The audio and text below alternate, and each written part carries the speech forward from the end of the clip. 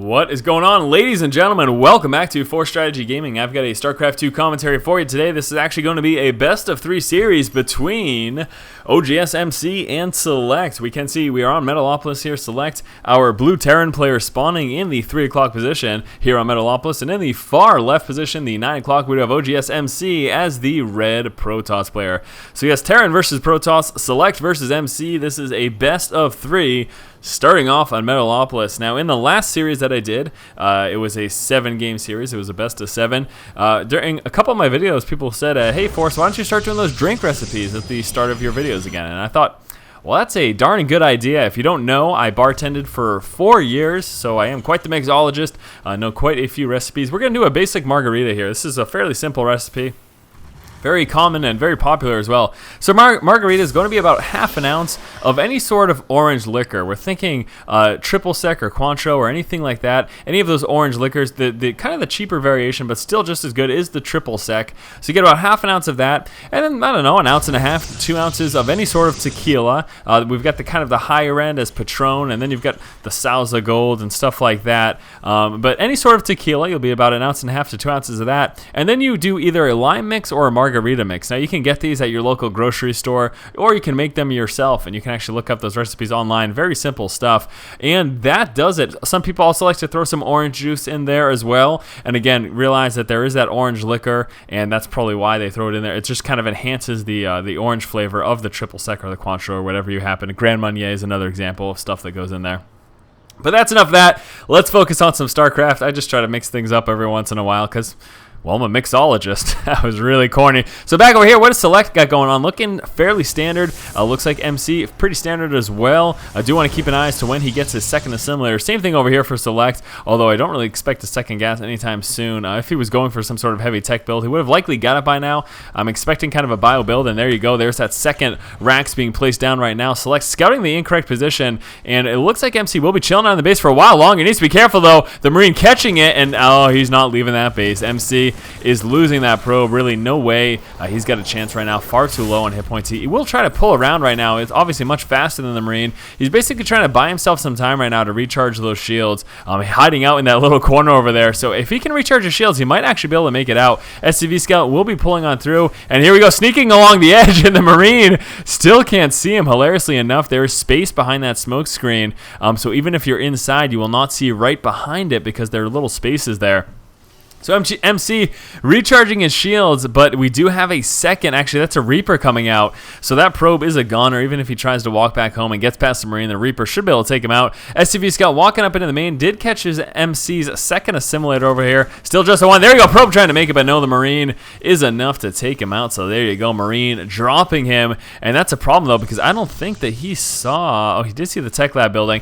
Definitely doesn't know that Reapers are right now. So we do have one Reaper moving across the map right now. SCV will be scouting out to see if a sentry and or stalker comes out, and it's actually, if he opens sentry, which he is getting a sentry now, a Reaper will take a sentry one-on-one. If they just both engage it at the same time, pretty much, the Reaper will win that engagement. So this could actually be really favorable for SeleCT. If he stays away from that Zealot and can pop off that Reaper, he could then start to do a little bit of damage and obviously kite around that Zealot indefinitely. There is one Stalker on the map, though, so we just want to make sure he stays away from that. Looks like we'll be seeing a 2 racks expand, and there it is. Yes, 2 racks expand. Very nice opening. It provides you with a decent defense early game, and it also allows you to get out a strong economy coming out with that expansion pretty quickly, as opposed to going for something like a 3 racks very aggressive early on build. This is actually kind of one of my go-to builds in TVP. I really like the 2 racks expand build. It feels very, very comfortable. I sometimes even opt for going reactor first and pumping out pretty Marine heavy. Now we have the Reaper moving around. Obviously, at this point in the game, primarily for scouting. It's far too late. We're past the 6-minute mark, or we're about to be past that 6-minute mark in game. And at this point, really not much of a chance for that Reaper to do much damage. There's just too many units on board for MC. So right now, trying to move up in the main, we'll walk right into that Stalker. Just took one shot though. Luckily, could have easily had a second one there. Moving right back though, getting another shot. Just trying to check to see if that Stalker had maybe tried to walk around, and that would have allowed him an opportunity to walk right up into the main of MC. Now, very interesting. Wasn't watching that production tab, but look at this Dark Shrine coming out right now for MC. So MC will be opening up with some DT play. Don't expect him to basically produce a lot, but 2 to 3 DT, and we're trying to see if he can do any damage whatsoever. We've got that engineering bay coming into play. He didn't scout out the actual Dark Shrine, but he did see that Twilight Council that kind of tips him off that something a little funny is going on. Charged Zealots, yeah, but not quite as, you don't usually see Charged Zealots that early, so seeing it at Twilight Council that early kind of tips you off that, hey, maybe there are some DT coming into play, and that is precisely what Select is preparing for, coming out with a wall off and getting that missile turret, and again, without actually seeing the Dark Shrine, seeing that Twilight Council so early really tipped him off. So the DT won't be doing too much damage, although it doesn't look like MC. He does have 2. He actually will be coming out with 3. Hopefully he doesn't make any more than that, because really he's kind of out of luck right now. Nothing that he can really do. Yeah, he's pretty much screwed. Like, those DT aren't going to do anything whatsoever. Can't even walk up into the main because that wall off that bunker placed there as well. So yes, those DT will be forced to walk back right now. Wouldn't be surprised if he kind of sits them around the map though, for future use. Maybe tucking one away over here to hit that 3rd or that natural expansion once it does eventually end up coming out.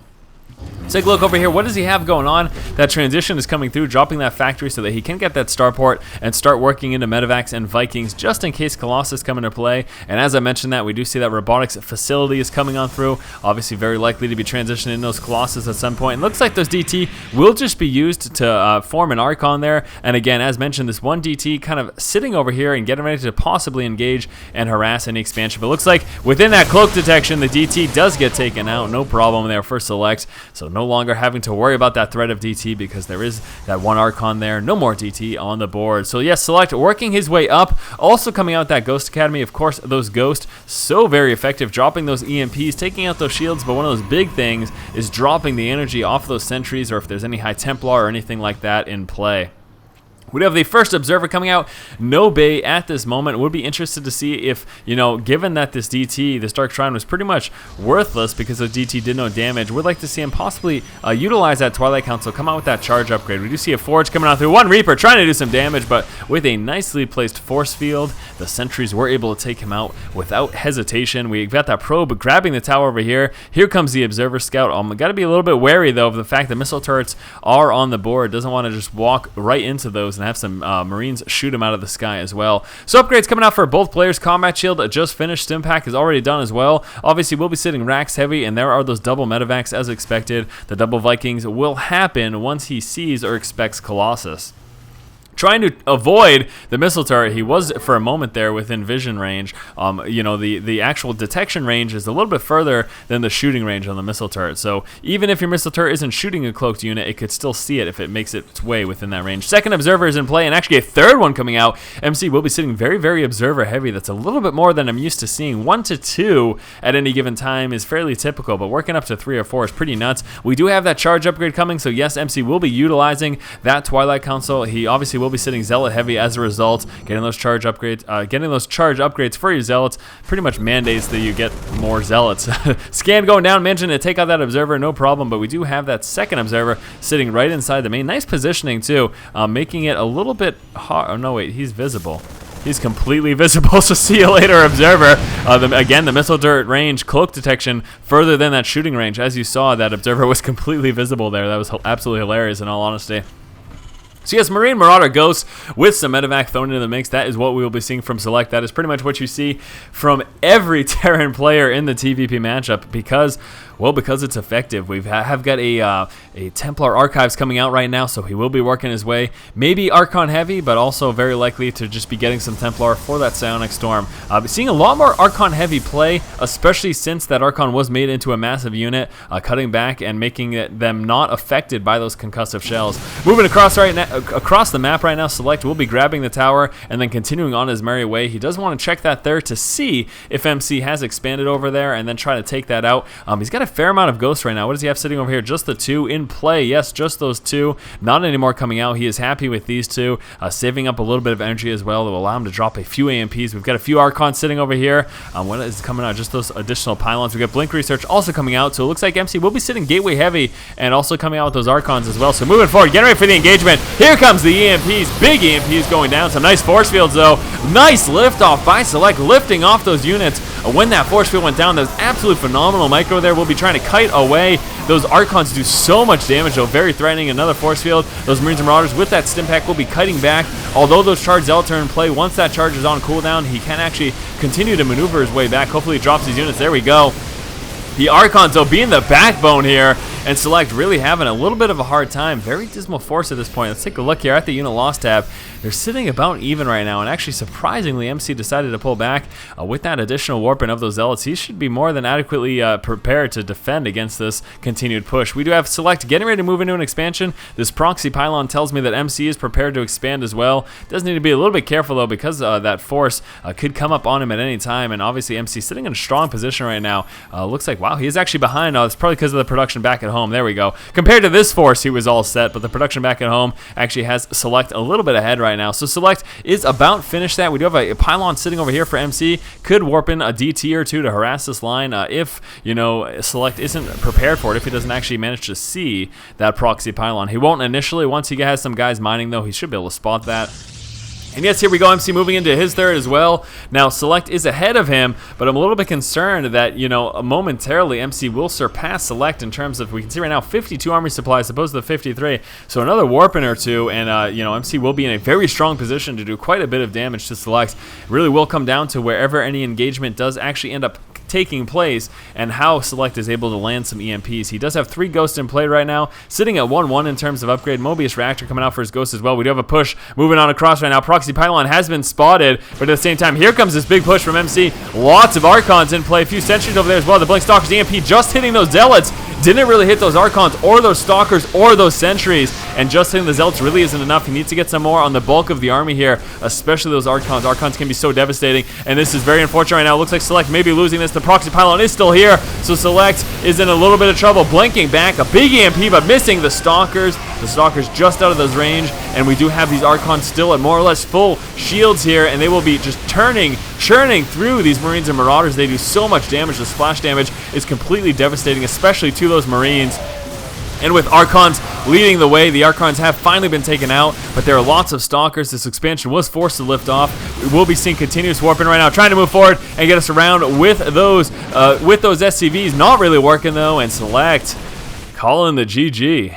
Select opened up this game with a favorite build of mine, a 2-Rax Expand, while MC decided to stay on one base and go for some fast Dark Templar. With a well-placed scan, Select was able to spot that really fast Twilight Council, and that tipped him off to the fact that DT may be coming. Expecting those DT, Select formed a wall off and came out with a missile turret for detection at the front of his base. So unfortunately, MC was not able to do any damage with this DT opening. Our first engagement came at the 13-minute mark. It was actually fairly balanced. We are going to see, unfortunately, Select not doing that much damage with those EMPs. He did land it right on the main army. However, those Archons still with a few energy. Now, we saw a very nice force field wall and a great response there by Select, lifting off his units. With some micro, able to stay away from those Zealots a little bit longer. Really was those Archons that forced this push back, though. They were just so very strong, especially early on, against this bio-heavy army. And really nothing, unfortunately, Select could do about that. We're going to see the Zealots continue to do some work, and with the Archons pretty low shields, MC pulls back, but Select, also with a smaller army, decided to pull back as well.